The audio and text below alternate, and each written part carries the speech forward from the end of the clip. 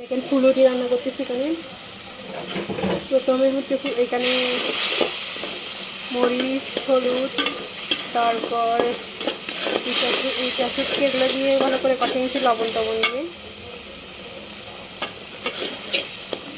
তারপর হচ্ছে লবণ দেওয়ার পরে এখানে পানি দিয়ে দিব। পানি দিয়ে পানিগুলো বলক উঠে গেলে তারপর এখানে এই যে ফুলুটিগুলো দিয়ে দিব।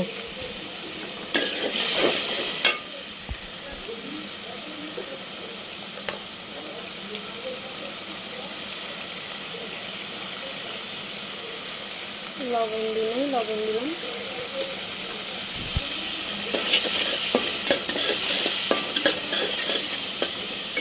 ভালো করে একদম তেল বেশি করে উঠে গেলে তখন হচ্ছে পানি দিব।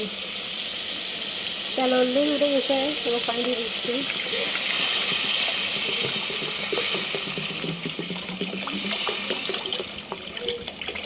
ফুলুরি কার কার পছন্দ?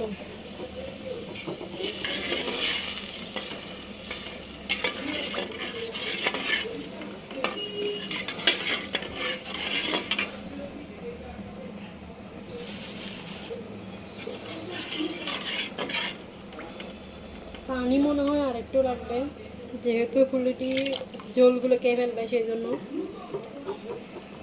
এদিকে এদিকে ফুলুরির ইয়েগুলো উঠে গেছে, মানে পানি বরফ উঠে গেছে। তারপর এগুলা একটা একটা করে দিয়ে দিব এখন। এই যে 1টা 2টা 3টা, এক প্যাকেটের মধ্যে কয়টা করে দেখি? 3টা দিছি, 4টা 5টা 6টা 7টা 8টা 9টা 10টা 11টা 12টা 13 14টা 15 16 17 18 19 20 20টা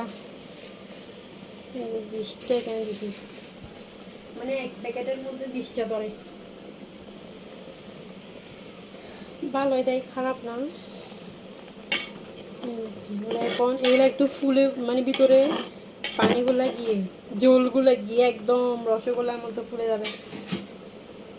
ফুলে গেলে খাইতে গা লাগবে না। এই দেখেন।